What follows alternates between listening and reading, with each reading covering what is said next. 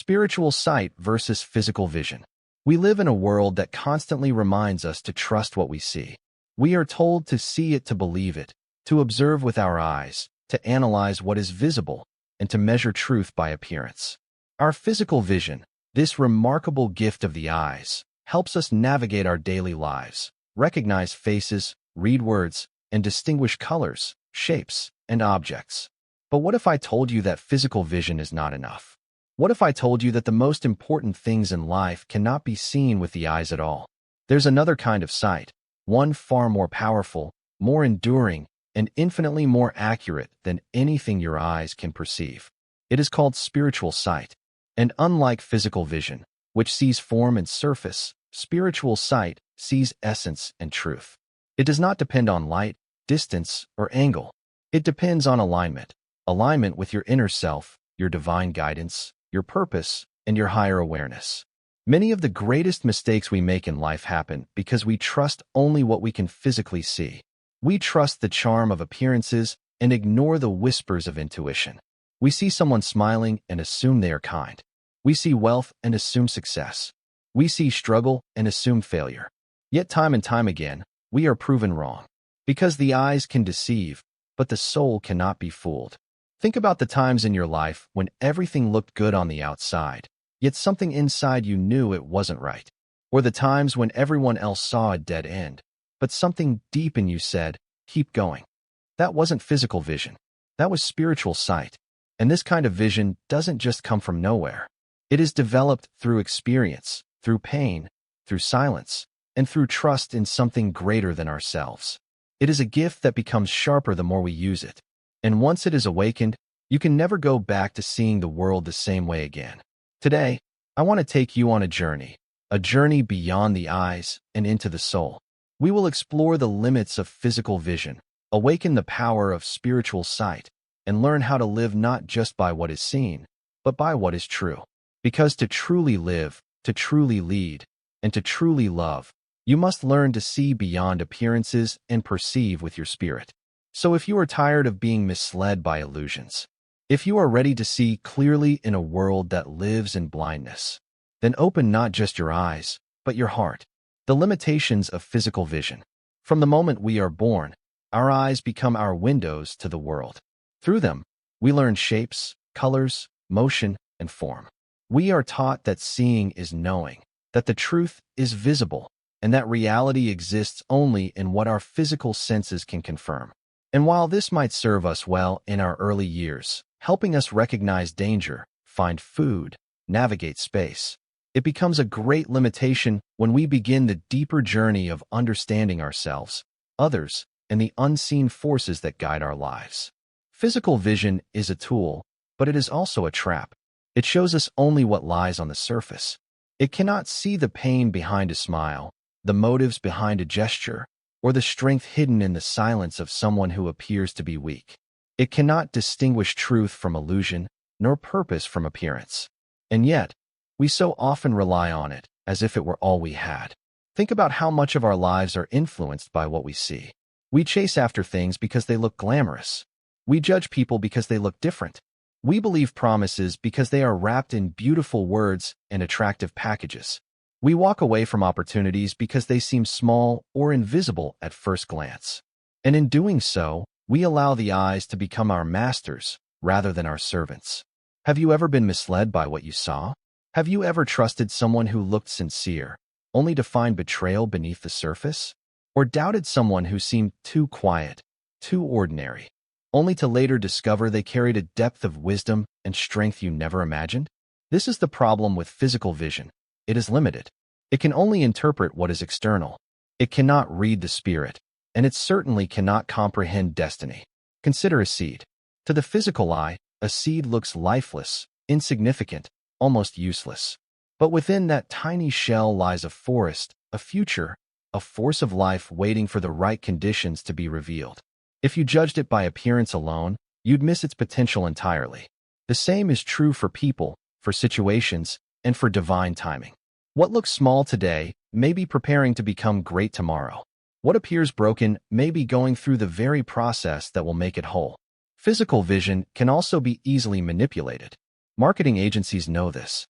So do politicians, advertisers, and even deceivers in our personal lives. They know that if something looks good, people will follow it.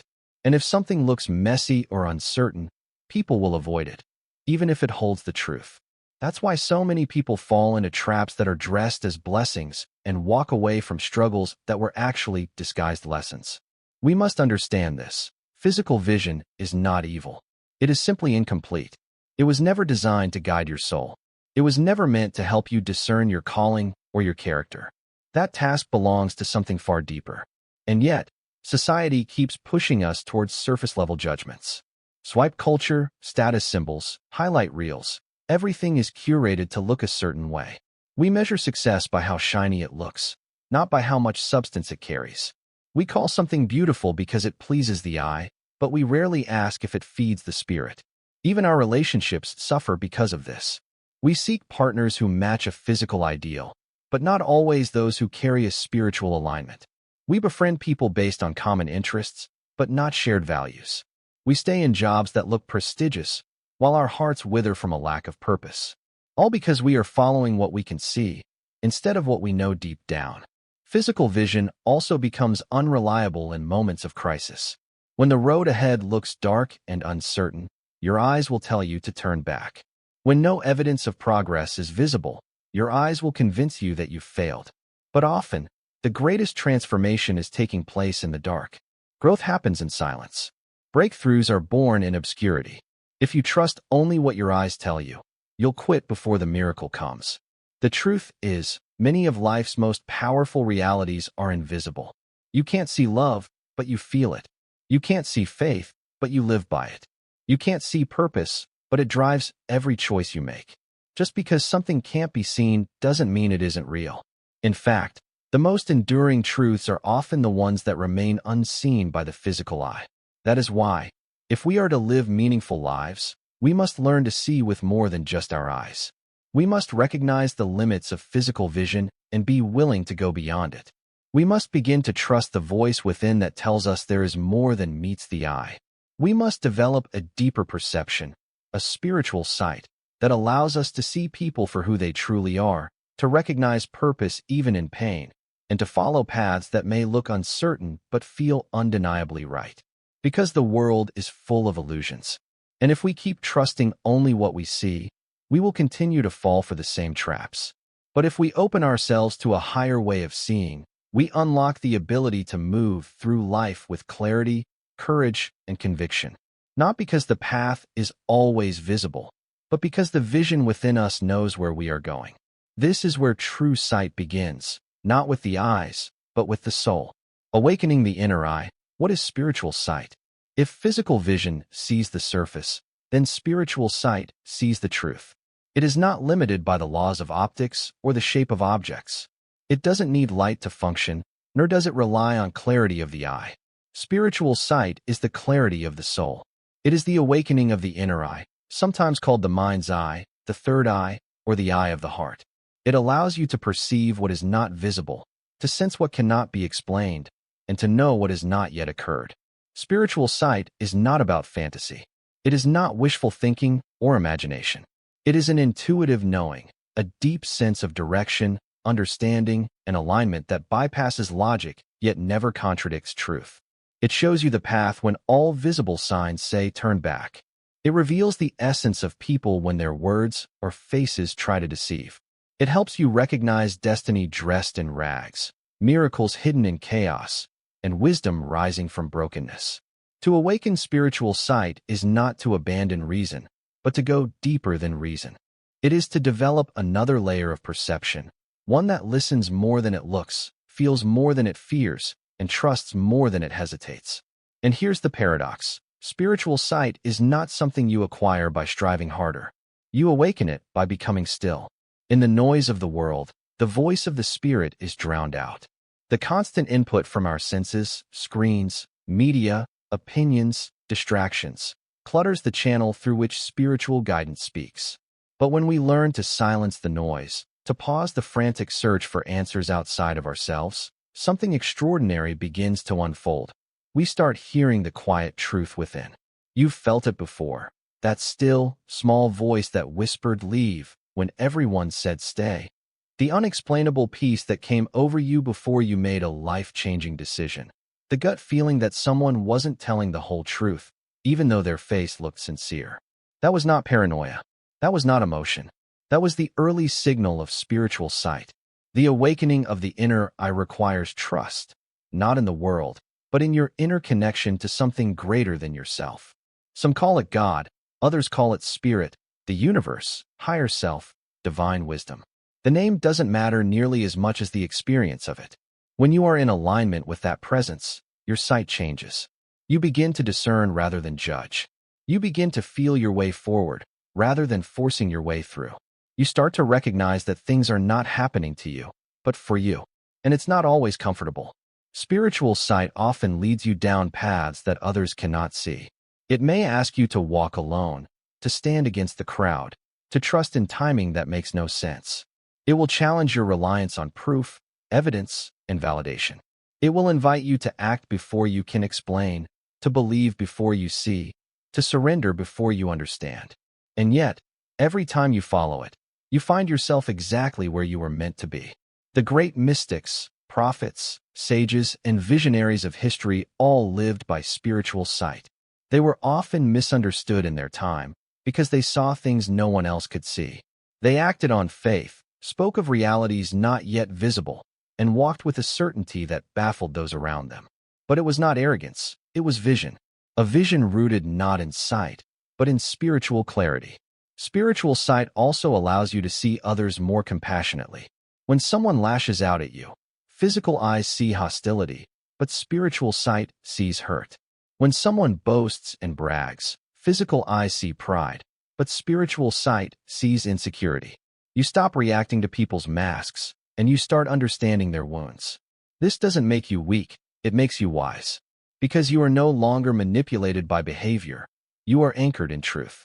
Another remarkable feature of spiritual sight is that it can see into the unseen realms of potential. While physical vision says, "I'll believe it when I see it," spiritual sight says, "I believe it before I see it." That's what makes it so powerful. It gives you the strength to keep building even when there's no structure yet, to keep sowing even when there's no harvest, to keep hoping even when the evidence screams otherwise. Why? Because your spirit has seen the outcome your eyes have not yet caught up to. But awakening this inner eye takes commitment. You must train it, you must protect it, and you must feed it. Just like physical vision requires light, spiritual sight requires solitude. Just like physical vision needs focus, spiritual sight needs surrender. And just as physical vision gets stronger with use, spiritual sight deepens with trust. You don't need to be a mystic to develop this kind of sight. You just need to be willing to stop letting your eyes make all your decisions. You need to be willing to go within before you act out. You need to pause before you judge. You need to reflect before you react. In a world obsessed with image, be someone who seeks essence. In a world chasing clarity through screens, be someone who finds vision in silence. Because when your spiritual sight is awakened, you will never walk blindly again. Even when your eyes see darkness, your soul will know where the light is. Even when others see failure, you will sense preparation. Even when the world sees endings, you will see beginnings. And that is what makes all the difference. When vision fails, sight begins. There comes a time in every life when the eyes can no longer guide you. When what you see offers no comfort, no clarity, and no certainty. The path ahead is dark, the road behind is gone, and the present moment feels like a fog of confusion. In those moments, when physical vision fails, something greater is invited to rise. That is the moment when true sight begins. We often think clarity comes from seeing things clearly, but some of the clearest truths are revealed only in the dark.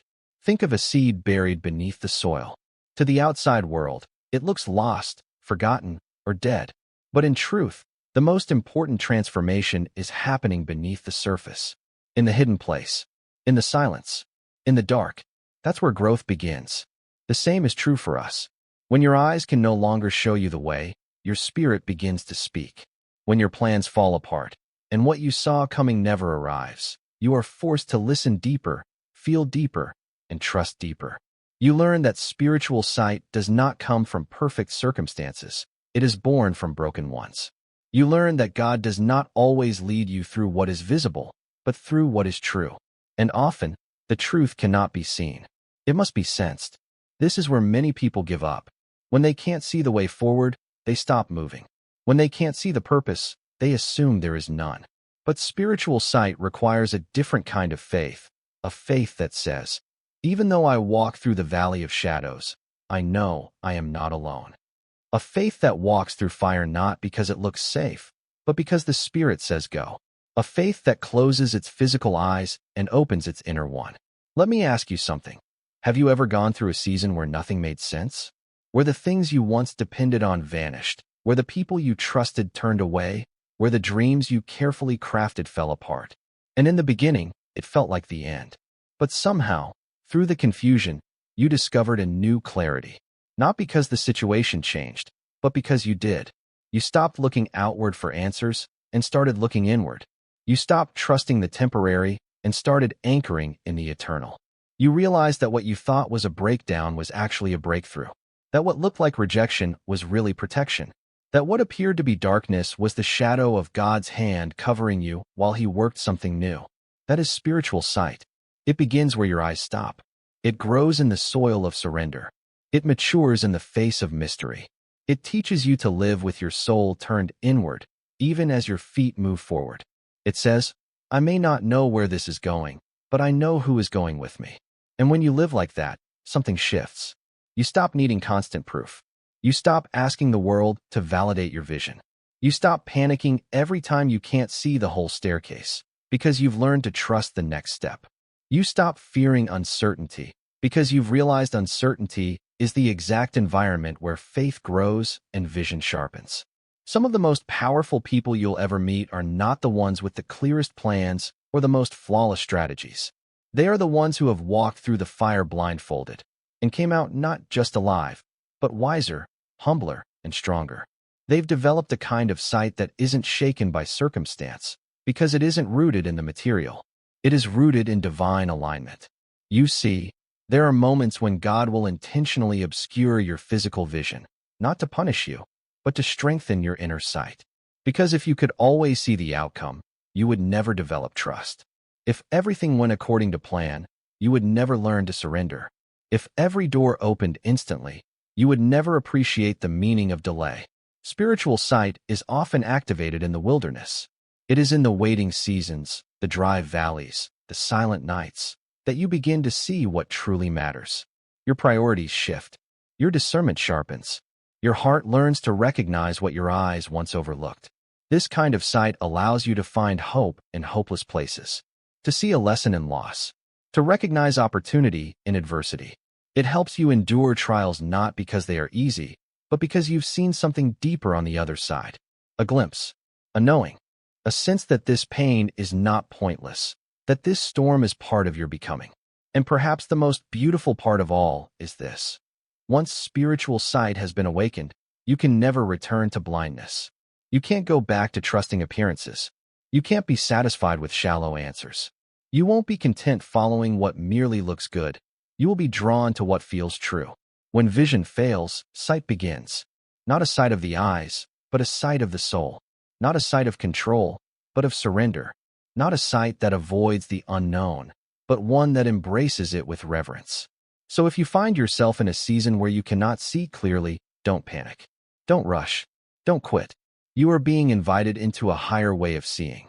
One that does not rely on the condition of your circumstances, but on the condition of your connection with your Creator, your calling, and your deepest self. In that space, where physical vision has failed, you will begin to see with the clarity of heaven. And that changes everything. Living beyond sight, choosing a spirit-led life. Once your spiritual sight has been awakened, once you've experienced clarity beyond your eyes, you are faced with a choice. Will you return to a life led by appearances, or will you walk forward led by your spirit? Because to see spiritually is not just a moment of awakening, it is a calling to live differently, to choose differently, to respond, speak, and move in alignment with something greater than what the world shows you. This choice is not easy. The world will constantly try to pull you back into superficial living. You will be tempted to chase what sparkles instead of what is sacred. People will question your path, not because it's wrong, but because they cannot see what you now see. They haven't walked through the darkness you've endured. They haven't learned to hear the voice you now trust. And so, the life you are called to build will often look invisible, even foolish, to others. But make no mistake, it is real. It is sacred, and it is yours to follow. To live a spirit-led life is to walk by faith, not by sight. It means you no longer wait for external validation before you take action. You no longer need every detail to be visible before you say yes. You no longer fear detours, because you've learned that spirit-led living turns even setbacks into divine redirections. You don't chase every open door. You discern which ones are aligned with your purpose. You don't panic when the crowd moves one way. You stay still until you are moved by something higher. In this kind of life, your priorities shift. You begin to care more about peace than popularity, more about integrity than image, more about obedience to your inner knowing than acceptance from outer voices.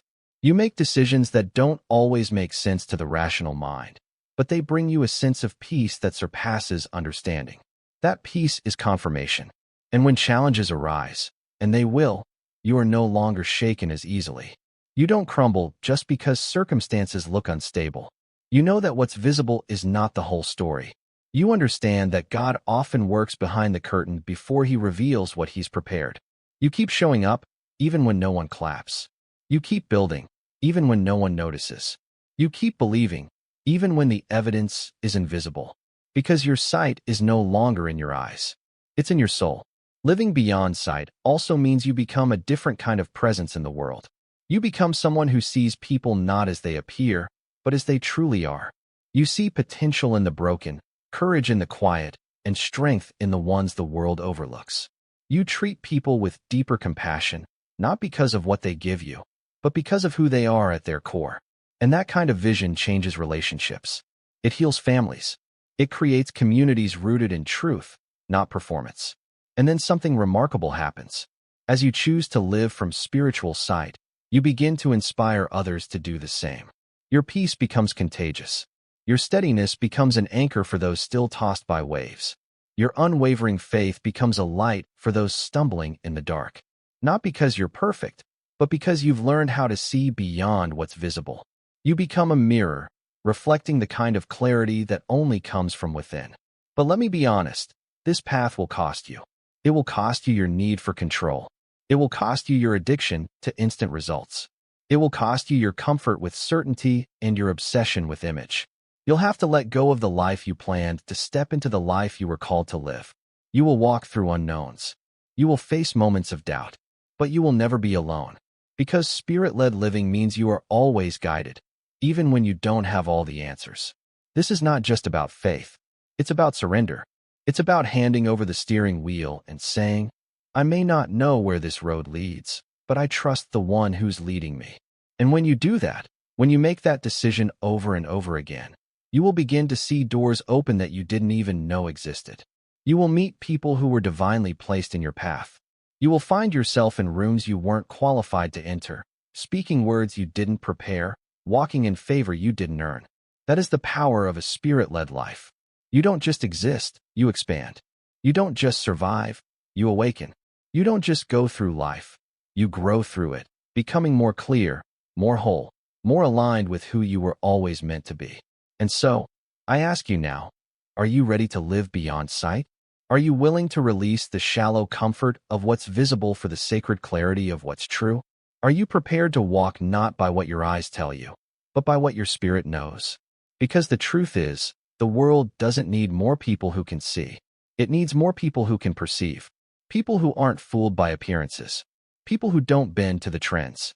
People who live with purpose, walk in wisdom, and lead with vision that goes far beyond what the eyes can grasp. Let that person be you. Let today be the day you stop living from the outside in and start living from the inside out. Because when you live by spiritual sight, you will never be truly lost. You will always be led. And the path ahead, even when unseen, will always take you exactly where you were meant to be.